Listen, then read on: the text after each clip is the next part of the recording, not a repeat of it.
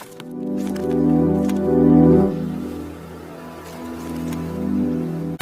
Guys, എല്ലാവർക്കും നമസ്കാരം. PV entertainment ഏറ്റവും പുതിയ വീഡിയോയിലേക്ക് ഏവർക്കും സ്വാഗതം. അപ്പോൾ നമ്മുടെ ഈ ഒരു കൊറോണ സമയത്ത് ഏറ്റവും കൂടുതൽ ആൾക്കാർ ആഗ്രഹിച്ച ഒരു കാര്യം തന്നെയാണ് നമുക്ക് ഫാമിലിയൊക്കെ ആയിട്ട് പുറത്ത് പോകാനായിട്ട് ഒരു 4 വീലർ എന്നുള്ളത്. അപ്പം ഒരു സാധാരണക്കാരനെ സംബന്ധിച്ചിടത്തോളം അപ്പം എല്ലാവരും ചിന്തിക്കും ഒരു എൻട്രി ലെവൽ വാഹനം എടുക്കാമെന്നുള്ളത്. പല ബ്രാൻഡുകളെയും പല വണ്ടികളും ഓരോരുത്തരുടെയും മനസ്സിലേക്ക് വരും. അപ്പോൾ അതിൽ നിന്നും എനിക്ക് മികച്ചതെന്ന് തോന്നിയ ഒരു വണ്ടിയാണ് ഞാൻ നിങ്ങളുടെ മുന്നിൽ പരിചയപ്പെടുത്താൻ പോകുന്നത്. ആ ഒരു എൻട്രി ലെവൽ വാഹനത്തിൻ്റെ ഒരു ബേസ് വേരിയൻ്റാണ് ഞാൻ നിങ്ങൾക്കായിട്ട് കൊണ്ടുവന്നിരിക്കുന്നത്. കാര്യം എല്ലാ ആൾക്കാരെ സംബന്ധിച്ചിടത്തോളം വണ്ടികളുടെ ടോപ്പ് വേരിയൻ്റ് എടുക്കാൻ കഴിയില്ല. കാര്യം ഏറ്റവും കൂടുതൽ ആൾക്കാർ അറിയാൻ ആഗ്രഹിക്കുന്നതും അല്ലെങ്കിൽ ഷോറൂമുകളിൽ അന്വേഷിക്കുന്നതും എന്താ പറയുക ഒരു ബേസ് വേരിയൻ്റ് വണ്ടിയുടെ ഒരു ഫീച്ചേഴ്സിനെ കുറിച്ച് തന്നെയാണ്. അപ്പോൾ അതുകൊണ്ട് തന്നെയാണ് ഞാനൊരു എൻട്രി ലെവൽ വാഹനത്തിൻ്റെ ഒരു ബേസ് വേരിയൻ്റുമായിട്ട് നിങ്ങളുടെ മുന്നിൽ വന്നിരിക്കുന്നത്. അപ്പോൾ നമുക്ക് നേരെ വീഡിയോയിൽ തുടങ്ങാം. അതുപോലെ തന്നെ എൻ്റെ ചാനൽ നിങ്ങൾ ആദ്യമായിട്ടാണ് കാണുന്നതെങ്കിൽ ചാനൽ സബ്സ്ക്രൈബ് മറക്കല്ലേ. അതുപോലെ തൊട്ടപ്പുറത്തുള്ള ബെൽ ബട്ടൺ നടത്തിയേക്കുക. ഞാൻ തുടർന്നിരുന്ന വീഡിയോ നോട്ടിഫിക്കേഷൻ നിങ്ങൾക്ക് ഓട്ടോമാറ്റിക്കായിട്ട് വരുന്നതായിരിക്കും. അപ്പോൾ നമുക്ക് നേരെ വീഡിയോയിലോട്ട് തുടങ്ങാം.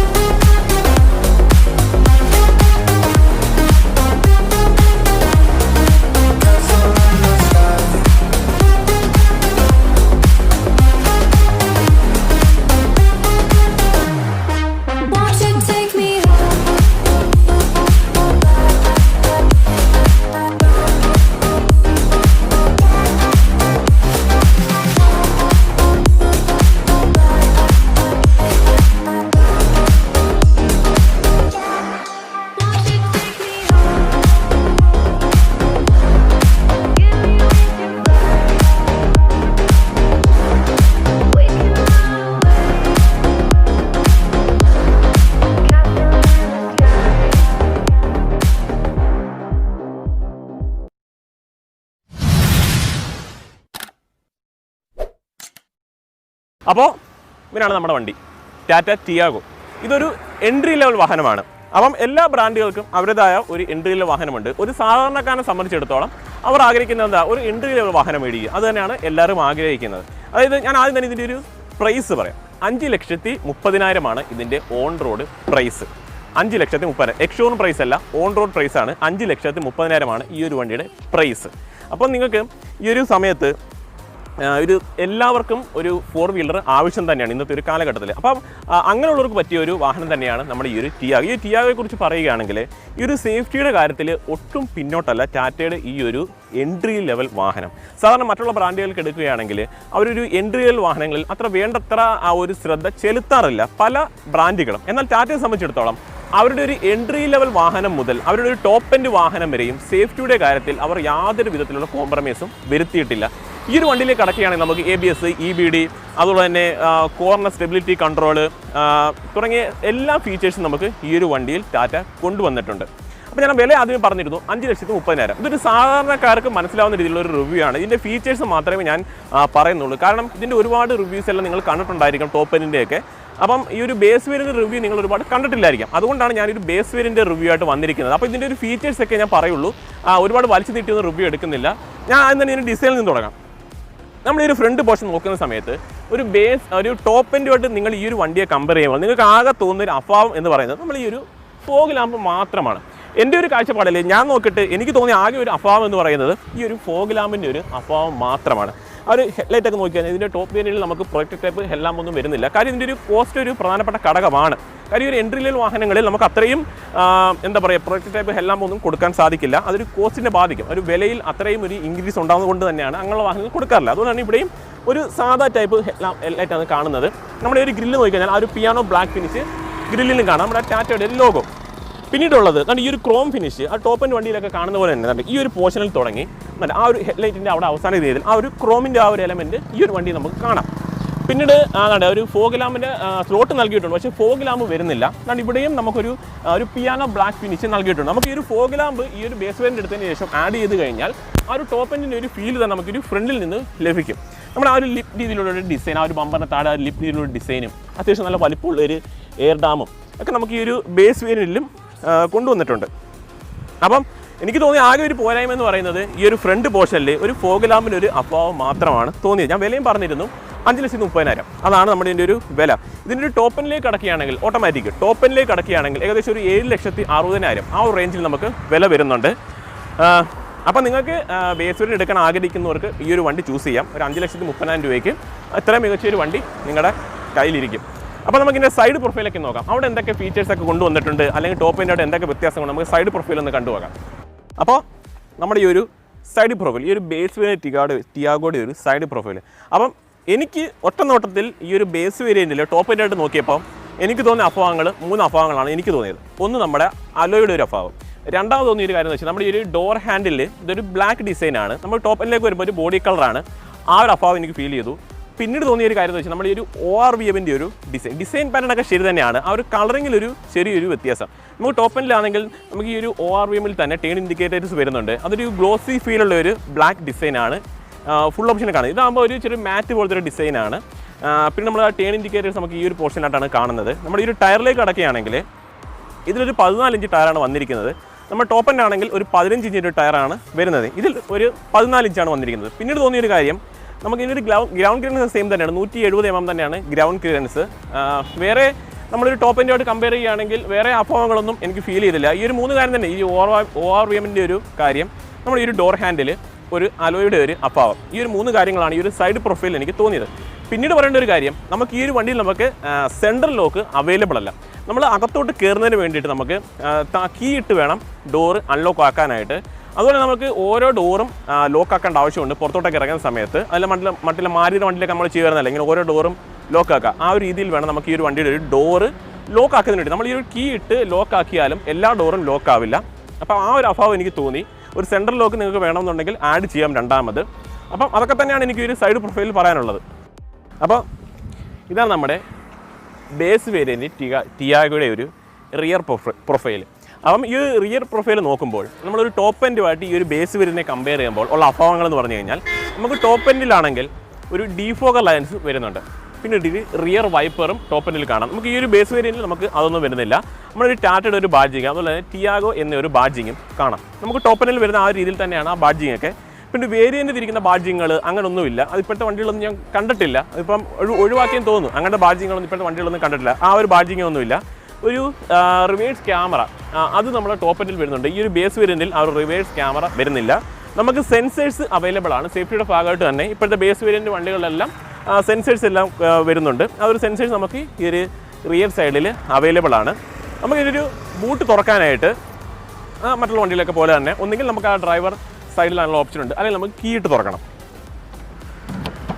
കീ ഇട്ട് തുറക്കുന്ന സമയത്ത് ആദ്യത്തെ ഒരു അഭാവം എന്ന് പറയുന്നത്, നമുക്കിവിടെ ഒരു പാഴ്സൽ ട്രേ നമുക്ക് അവൈലബിൾ അല്ല. നമുക്ക് ടോപ്പിലാണെങ്കിൽ നമുക്കൊരു പാഴ്സൽ ട്രേ ഉണ്ട്. ഈ ഒരു ബേസ് വേരിയൻ്റ് നമുക്ക് പാഴ്സൽ ട്രേ അവൈലബിൾ അല്ല. പിന്നീടുള്ളൊരു കാര്യം, ഇതിൻ്റെ ഒരു ബൂട്ട് സ്പേസിലേക്ക് അടക്കുകയാണെങ്കിൽ ഒരു 242 ലിറ്ററാണ് ഈ ഒരു വണ്ടിയുടെ ഒരു ബൂട്ട് സ്പേസ്. അത്യാവശ്യം ഭേദപ്പെട്ട ഒരു ബൂട്ട് സ്പേസ് തന്നെയാണ്. നമുക്കൊരു സീറ്റ് വേണമെങ്കിൽ ഫോൾഡ് ചെയ്ത് ഉപയോഗിക്കാം. സാധനങ്ങളൊക്കെ ഒരുപാട് കൊണ്ടുപോകാനുണ്ടെങ്കിൽ ഫോൾഡ് ചെയ്ത് ഉപയോഗിക്കാം.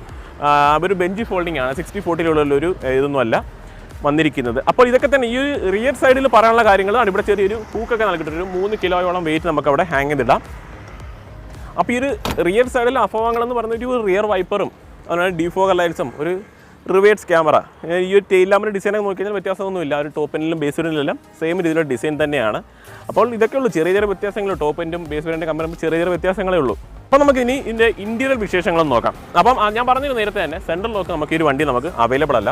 നമ്മൾ ഈ ഒരു കീ ഇട്ട് വേണം ഡോറ് ഓപ്പൺ ആക്കാനായിട്ട്. അപ്പം ഇനി ഇതിൻ്റെ ഇൻറ്റീരിയറിലും എന്തൊക്കെ മാറ്റങ്ങളുണ്ടെന്ന് നമുക്ക് നോക്കാം. നമ്മൾ ഈ ഒരു ബേസ് വേരിയൻ്റെ ഒരു ഡോർ പാനൽ നോക്കുന്ന സമയത്ത് നമുക്ക് പവർ വിൻഡോ നമുക്ക് അവൈലബിൾ അല്ല ഈ ഒരു വണ്ടിയിൽ.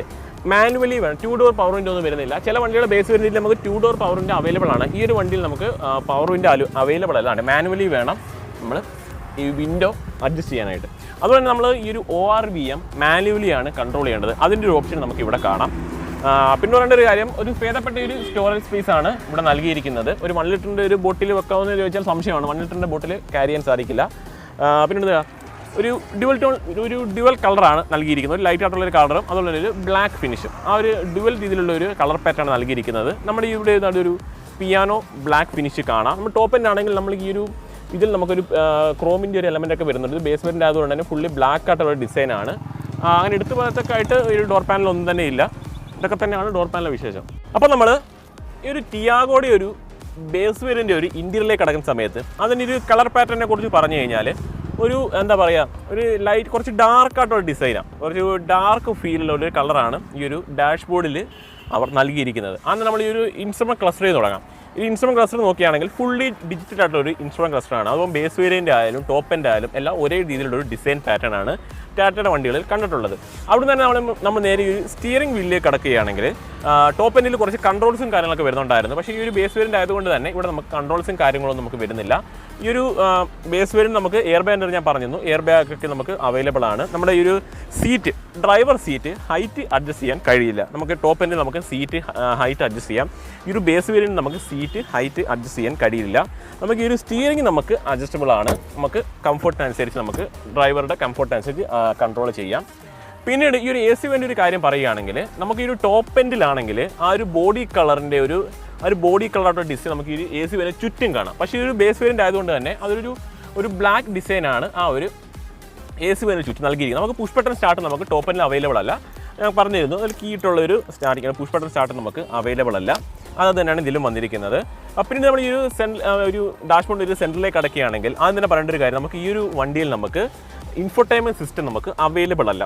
ആ ഒരു ഇൻഫോർടൈൻമെൻറ്റ് സിസ്റ്റം നമുക്ക് ആഡ് ചെയ്യാം. ആ കസ്റ്റമർക്ക് ആവശ്യമുണ്ടെങ്കിൽ നമുക്ക് ആഡ് ചെയ്യാവുന്നതാണ്. നമുക്കത് കസ്റ്റമറുടെ ഇഷ്ടത്തിനനുസരിച്ച് പുറത്ത് കൊണ്ടുപോയി അല്ലെങ്കിൽ ഷോറൂമിൽ തന്നെ ബന്ധപ്പെട്ടാൽ അവരും ചെയ്ത് തരുന്നതാണ്. അപ്പോൾ ആ ഒരു ഇൻഫോർടൈൻമെൻറ്റ് സിസ്റ്റം ഉണ്ടായിരുന്നുവെങ്കിൽ അതിൻ്റെ ഒരു കൺട്രോൾസിൻ്റെ ഒരു ഓപ്ഷനാണ് ഇവിടെ. അതും നൽകിയിട്ടില്ല, അതും ഇവിടെ വരുന്നില്ല ഒരു ബേസ് വേരിയൻ്റ് ആയതുകൊണ്ട് തന്നെ. പിന്നീട് നമ്മൾ ടോപ്പ് എൻഡ് ആയിരുന്നു നമുക്ക് ഈ ഒരു AC വേരിയൻ്റ് ചുറ്റും കുറച്ച് ക്രോമിൻ്റെ എലമെൻറ്റുകളൊക്കെ ഉണ്ടായിരുന്നു. കുറച്ച് ക്രോം എലമെൻ്റൊക്കെ അവിടെ ഇവിടെ കാണാമായിരുന്നു. പക്ഷേ അതൊന്നും നമുക്ക് ഈ ഒരു ബേസ് വേരിയൻ്റിൽ നമുക്ക് വന്നിട്ടില്ല. അവിടെ തൊട്ട് താഴോട്ട് വരുന്ന സമയത്ത് നമ്മൾ ഈ ഒരു AC-യുടെ ഒരു കൺട്രോൾസാണ് ഇവിടെ വന്നിരിക്കുന്നത്. ടോപ്പ് എൻഡിൽ ഒരു ഓട്ടോമാറ്റിക് ക്ലൈമറ്റ് കൺട്രോൾ ആണെങ്കിൽ ഇവിടെ നമുക്ക് മാനുവലിയാണ് കൺട്രോൾ ചെയ്യേണ്ടത്. അപ്പോൾ ഇന്നത്തെ ഒരു കാലഘട്ടത്തിൽ മാനുവലി അഡ്ജസ്റ്റ് ചെയ്യേണ്ട ആവശ്യമേ ഉള്ളൂ. ഒരു സാധാരണക്കാരനെ സംബന്ധിച്ചിടത്തോളം ഓട്ടോമാറ്റിക്കിൻ്റെ ഒന്നും ആവശ്യമില്ല. അവർക്ക് ആവശ്യമനുസരിച്ച് കൺട്രോൾ ചെയ്യുക. അവിടെ ഒരു എന്താ പറയുക, ആ ഒരു പുറത്തെ ഒരു ക്ലൈമറ്റ് അനുസരിച്ച് കൂളിംഗ് കൺട്രോൾ ചെയ്യുക. അതാണ് വന്നിരിക്കുന്നത്. ഇവിടെ നമുക്ക് ചാർജിങ് സോക്കറ്റ് നൽകിയിട്ടുണ്ട്. അവിടെ USB സ്ലോട്ട് അങ്ങനെയുള്ള ഓപ്ഷനുള്ള കാര്യങ്ങളൊന്നും തന്നെ ഇല്ല. കാരണം സ്റ്റീരിയോ ഒന്നുമില്ല, അതുകൊണ്ട് തന്നെ അതിൻ്റെ ആവശ്യങ്ങളൊന്നും വരുന്നില്ല.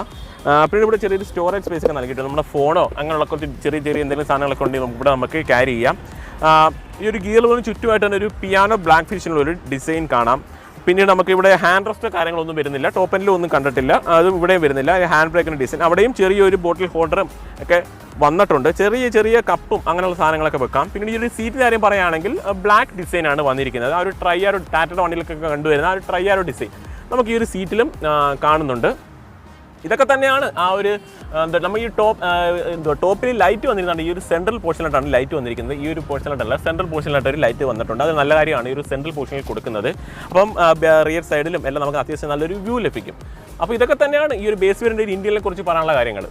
ഇതിൻ്റെ എഞ്ചിനിലേക്ക് കടക്കുകയാണെങ്കിൽ ഒരു 1.2 ലിറ്റർ 3 സിലിണ്ടർ എഞ്ചിനാണ് നമുക്ക് ഈ ഒരു വണ്ടിയിൽ വരുന്നത്. അതിൻ്റെ ഒരു പവറിലേക്ക് കടക്കുമ്പോൾ ഒരു 86 PS പവറും അതുപോലെ തന്നെ 113 Nm ടോർക്കും ലഭിക്കുന്നുണ്ട്. ഒരു മൈലേജ് നമ്മൾ മൈലേജിലേക്ക് കടക്കുകയാണെങ്കിൽ ഏകദേശം നമുക്കൊരു 20 കിലോമീറ്റർ മൈലേജ് ഈ ഒരു വണ്ടിക്ക് ലഭിക്കും. ഒരു 5 സ്പീഡ് ട്രാൻസ്മിഷനാണ് ഈ ഒരു വണ്ടിയിൽ വരുന്നത്. ഒരു ഓട്ടോമാറ്റിക്കലും മാനുവലും നമുക്ക് ഈ ഒരു വണ്ടി അവൈലബിൾ ആണ്. ഡീസൽ ഓപ്ഷൻ നമുക്ക് ഈ ഒരു വണ്ടി അവൈലബിൾ അല്ല. അപ്പോൾ നിങ്ങൾ കണ്ടല്ലേ നമ്മൾ ഈ ഒരു ബേസ് വേരിയൻ്റെ വിശേഷങ്ങൾ. നമുക്ക് ഒരു ടോപ്പിനോട് കമ്പയർ ചെയ്യുമ്പോൾ ഒരുപാട് ഫീച്ചേഴ്സിൻ്റെ അഭാവങ്ങളുണ്ട്. അപ്പോൾ ഇത്രയും ഫീച്ചേഴ്സൊക്കെയാണ് നമ്മുടെ ഈ ഒരു ബേസ് വേരിയൻറ്റിൽ ടിയാഗോയിൽ ടാറ്റ കൊണ്ടുവന്നിരിക്കുന്നത്. ഒരു പെട്ടെന്നുള്ളൊരു വീഡിയോ ആണ്. അപ്പോൾ എന്തെങ്കിലും പോരാൻ വേണ്ടി നിങ്ങൾ ദയവായി ക്ഷമിക്കുക. അപ്പോൾ ഒരു സാധാരണക്കാരനെ സംബന്ധിച്ചിടത്തോളം ഒരു എൻട്രി ലെവൽ വാഹനം എടുക്കാൻ ആഗ്രഹിക്കുന്നവർക്ക് ഏറ്റവും മികച്ചൊരു ഓപ്ഷനാണ് നമ്മുടെ ഈ ഒരു ടാറ്റയുടെ ഒരു ടിയാഗോ. അപ്പോൾ ഇതൊക്കെ തന്നെയാണ് നമ്മുടെ ഈ ഒരു വണ്ടിയുടെ വിശേഷങ്ങൾ.